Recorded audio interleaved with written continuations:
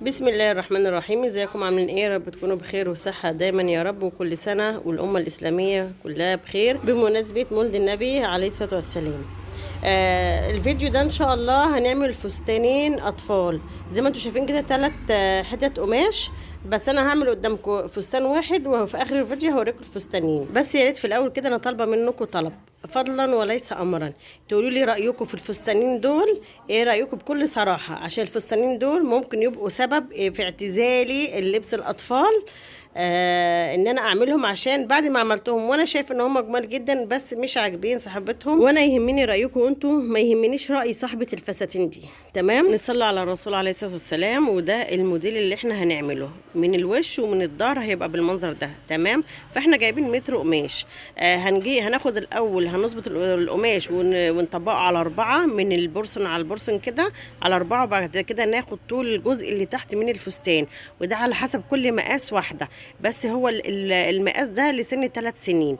تمام، فكان الطول كله 55 والطول الوسط عندنا 20، فطرحنا ال 50 من ال 20 يبقى 30 الجزء اللي تحت اللي انا بقصه ده. فانا هعلمه بزود 5 سم بس عشان التانية والخياطه. تمام، وبعدي بفصل الجزء اللي تحت ده، واول حاجه بعملها. ومعلش اذا كنت مش بجيب لكم المقاسات بالظبط ايه، لان انا انت يهمكم الطريقه ايه، لكن المقاسات كل طفل مختلف عن التاني. بس انا انتوا المهم تشوفوا الطريقه والمقاس، ربع الصدر ولا ربع الوسط ولا الكلام ده، انتوا اللي تحددوه. المقاس حسب الطفل اللي قدامكم. يعني ممكن اقول لكم طفل 3 سنين المقاسات دي، بس على طفلكم انتوا مثلا يبقى اقل او اكتر. فدي حسب كل مقاس طفل. تمام، طبعا الجزء اللي فوق فيه مرد، فانا بتني كده الحرف القماش المرد وبتنيه، وبعد كده اطبق الناحيه المقفوله اجيبها عليها، بس اخلي 3 سم بتوع المرد لبره، واسوي القماش من فوق كده، وابتدي اخد مقاساتي عادي خالص.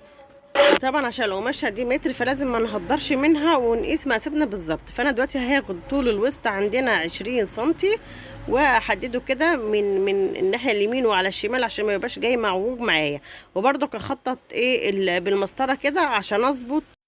اول المقاسات هناخدها نص عرض الكتف. نص عرض الكتف عندنا هنا هو 12 ونص سنتي، يعني 25 الكتف كله. تمام، واخده كده هون واعلم، وبعد كده انزل 2 سنتي، 2 سنتي بالظبط. بعد كده انزل دوران الجيرو عاملاه على 13 سنتي.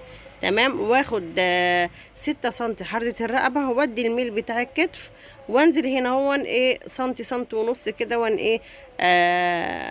للرقبة.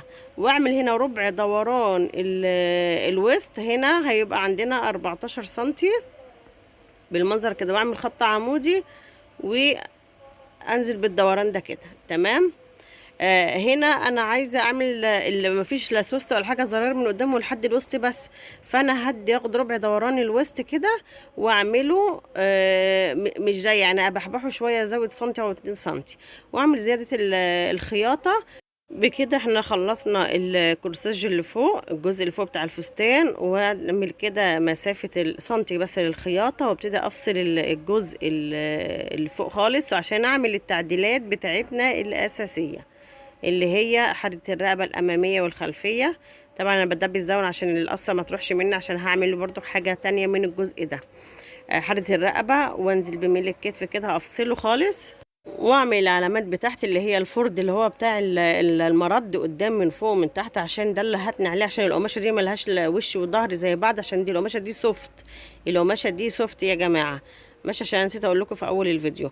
واعمل التعديلات بتاعتنا بتاعت الرقبه الاماميه، وميل الكتف كده بميله شويه زي ما انتم شايفين كده.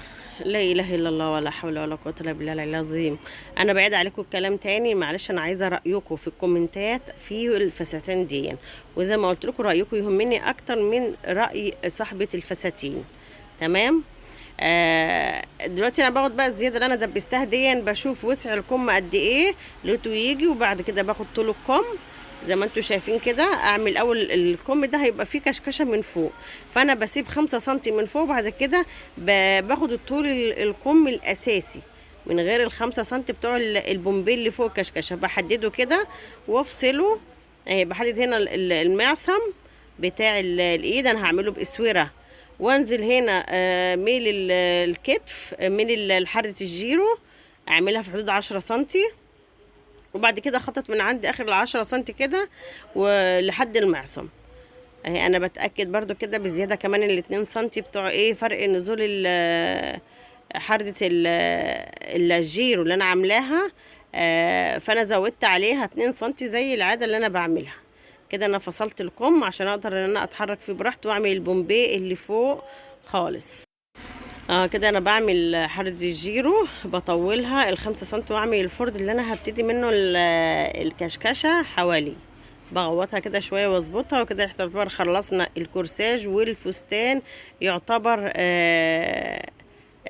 كامل الكمام والكورساج والجزء الوسط اللي تحت تمام. انا بعمل هنا الاسوره هو على السن ده تقريبا المتر يبقى حلو فويد كمان، بس هي جايبه تقريبا متر وربع. قالت يبقى لما يكون بزياده اكتر من لما يقل وترجع تجيب قماش تاني، عشان كده زي ما انتم شايفين هو فاض من القماش. دلوقتي بقى باجي الحته المشجره دي اخد ايه بقى الامام اللي هو الخلف اعمله كباترون، عشان هعمله زي ما انتم شفتوا في الصور كروازيه من قدام بقصه القميص اللانجري كده، يعني اللي هي مثلث من قدام. انا بعمل هنا هو القماشه اللي هي المشجره كده عاملاها على 4 طبقات عشان هعمل اللي قدام ده مرتين عشان اعمل الكروازيه. فانا بظبط كده واروح قصه على الخلف كده. انا خلصت القص اشيل اللي هو الباترون، وبعد كده امسك ال4 جهات اللي هما الطبقتين على بعض وادبسهم، وبعد كده اخد مسافه الحماله اللي فوق هاخدها بتاع 5 سنتي تمام، واحدد كده مكان الحماله. اروح انا بقى جايبه خط النص بالظبط اللي هو النص الكورساج اللي فوق ومطلعاه خط لفوق عشان احدد ازاي السبعه اللي هتبقى قدام، واغوط كمان حردة الجيرو انزلها لتحت صابع او صابعين كده زي ما انتم شايفين كده. واحدد بقى من عندي اخر ال5 سنتي لفوق للاخر بتاع الجنب التاني، بس اطلع من فوق بتاع 3-4 سنتي تمام. ده للمقاس الصغير، لكن انا عامله مقاس اكبر منه فعاملاها اعرض من ده كده شويه. فانا بدي خط كده على طول احدده بس، وبعد كده اديله بميله بسيطه كده يعني زي كيرف كده صغير زي ما انتم شايفين بايديا كده. طبعا هو مش باين عشان القماشه مخططه، بس انا بوريكم الطريقه كده. يعتبر خلص الايه الكورساج مش الكورساج اللي هو الكروازيه اللي قدام كده. انا بعمل الطبقتين على بعض كده. انا بقص الكروازيه على بعض، وعايزه اقول لكم ان انا هاخد الجزء اللي انا قصيته ده ان انا هعمله على طبقتين تاني عشان يبقى متشطب ومنضف نفسه بنفسه عشان اركب الحماله الداخليه.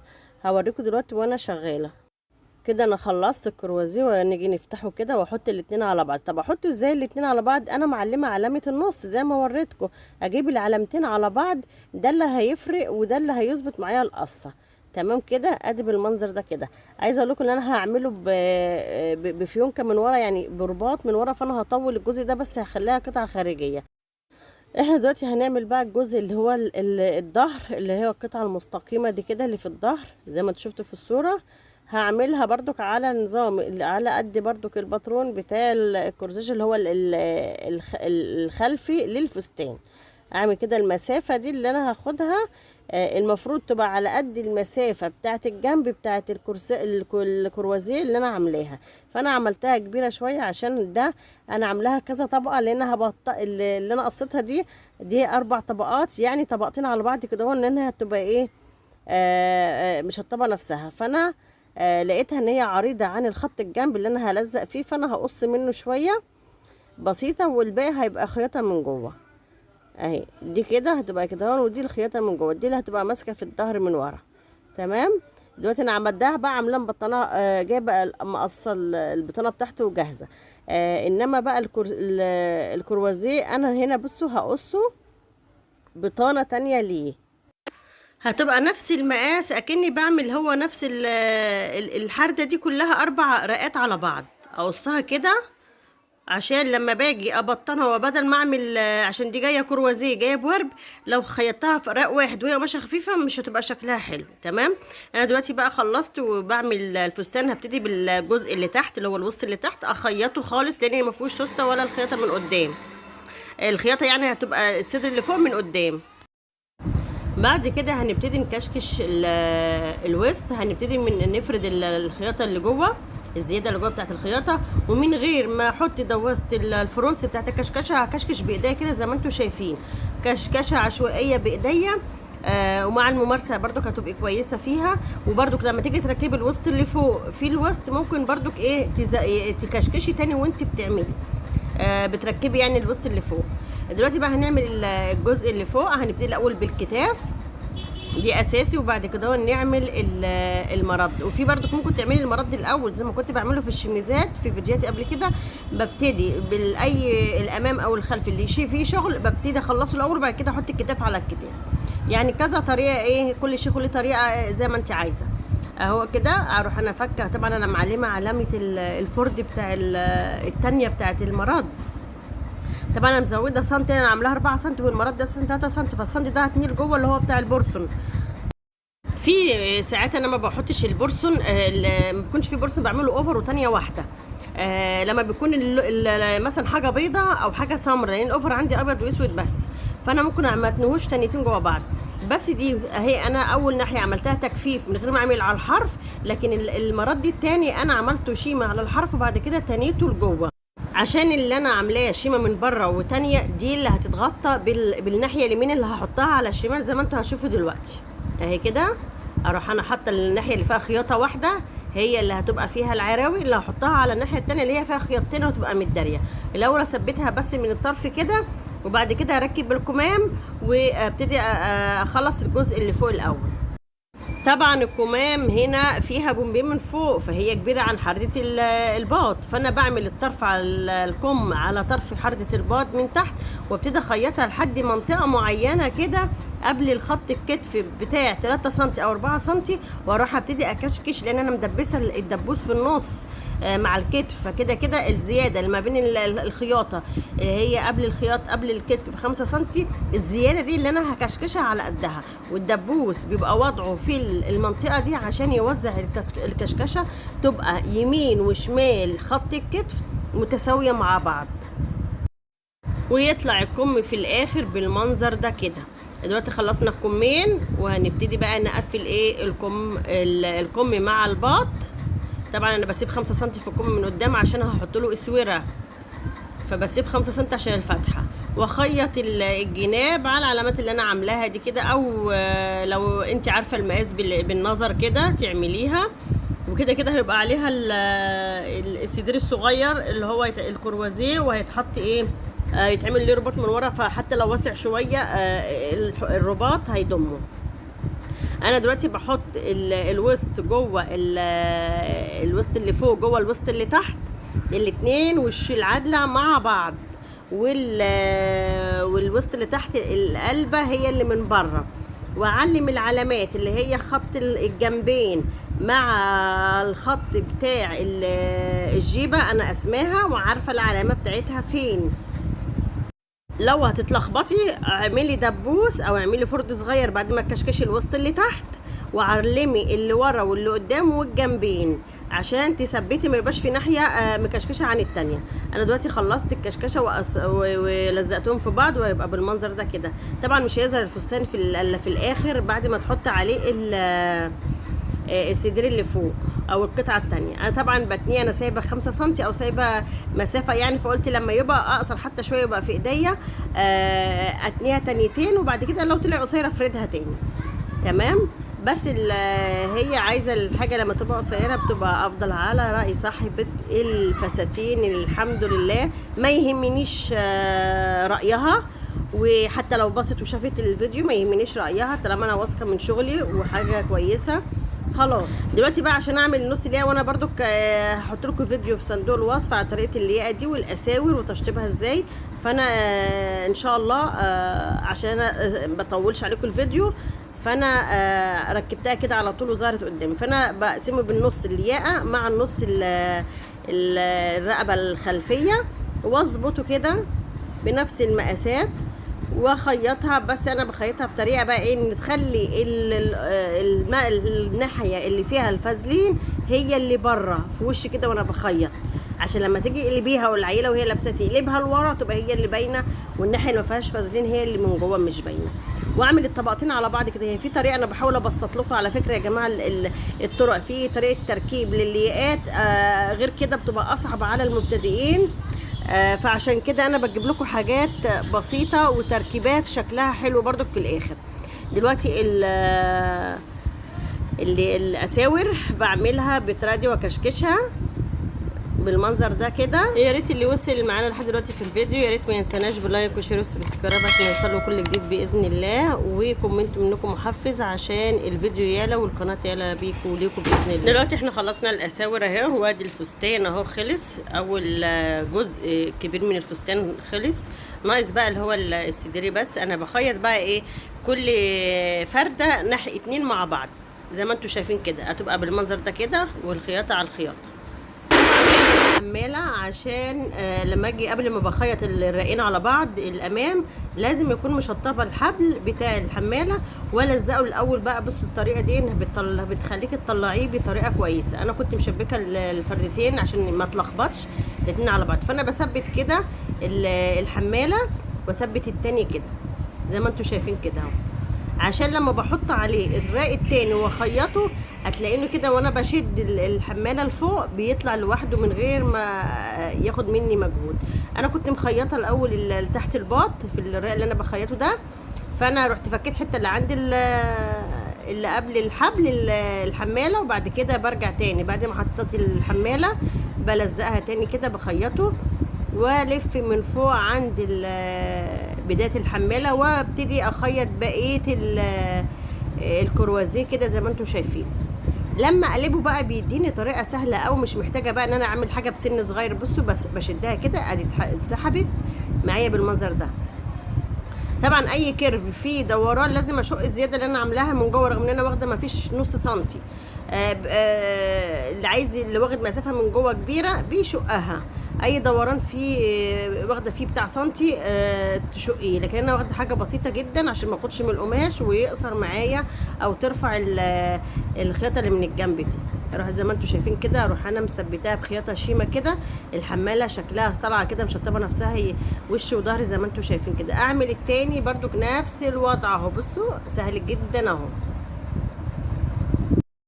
بعد ما خلصت الفردتين اجي بقى انا معلمه علامه الفرد اللي هو خط النص بالظبط ده، اللي الاثنين الاربع رقات على بعض وكل اتنين مع بعض احددهم الزقهم مع بعض من عندي مكان الدبوس اللي هو خط النص، وهتبقى المنظر ده كده اهو.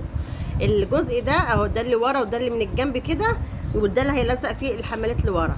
طبعا هعمل بقى الظهر حته مستقيمه مربعه عادي، بس لازم تكون نفس عرض الجزء من الجناب في الامام من الجنب كده من عند الوسط، لازم يبقى الاتنين قد بعض. فانا بتنيها كده بخيطها وبعد كده افتحها لبره واخيطها شيمه من فوق. دي اللي هحط فيها الحماله، وانا هسيب الحماله مفتوحه لحد ما يتقاس على البنت، وبعد كده هيتحدد الطول الحماله اللي هي عايزاه ويتعمل لطشه عاديه خالص. انا دلوقتي خلصت اروح انا عامله بقى انا عايزه اعمل الكروازيه رايح جاي لورا، فلازم يبقى فيه فتحه والا هيبقى معوج. اروح انا الاول جايبه اعمل حركه بقى فيه حلوه كده فتحه، هيبقى بالمنظر ده كده. بعد ما اخيطها اجيب بقى بصوا الفرده اللي فوق دي اخيطها، اللي انا شلتها دي اللي هركب فيها الشريط كمالة الشريط اللي هيتربط من ورا. فانا عايزه اعمل له فتحه، فانا بص بظبط كده خياطه بتاع 2 سنتي واسيب مسافه فاضيه عشان ده اللي هدخل فيه ايه الحزام عشان ما يكلكعش معايا وابقى من ورا. طبعا اهو بصوا بالمنظر ده كده خيط فوق وتحت وفي النص كده فاضيه. وبرضك هعمل الفردتين اللي هو من جوه الزياده دي انا هعملها اوفر كل واحده لوحدها عشان يبقى سهل للام ان هي تعرف ايه تفك وتوسع والكلام ده تمام. واللي انا بشاور لكم عليه اللي انا بقول الرباط ده هيتربط لورا هيكمل له. الناحيه الثانيه بقى دي انا هقفلها خالص لان انا بجيب اليمين على الشمال فلازم تبقى من بره، لكن الشمال دي لما ادخلها من جوه لازم يبقى فيه فتحه زي ما انتم شايفين كده، هتبقى بالمنظر ده كده. ايه رايكم؟ هي بصي هي حاجات صغيره وكده بس شكلها في الاخر جميله. هي لو كانت تبقى حلوه لو بصي دخلنا الشريط هيبقى كده ويتلف من ورا. لو كان القماشه اللي انا بعملها الجزء الصغير ده زي اللي في الصوره بالظبط اللي هو كاروهات كانت هتبقى شكل حلو زي الموديل بالظبط. الواحد بيحب يعمل الموديل زيه بالظبط. ادي الفستان اهو في الاخر اهو. يا رب يكون عجبكم، ويا ريت انا مستنيه رايكم اذا كان حلو ولا وحش، عشان رايكم هو اللي يهمني زي ما قلت لكم، واقول لكم في الاخر الفيديو اهو يهمني ما يهمنيش راي صاحبه الفساتين. وادي الفساتين اهي، التاني هيبقى زيه كده نفس الطريقه، بس ايه ده عاملاه باستك بس مش عاملاه بوسط منفصل. اشوفكم على خير في فيديو جديد ان شاء الله، وما تنسوناش بدعوه حلوه بصراحه الحال ان شاء الله. والسلام عليكم ورحمه الله وبركاته.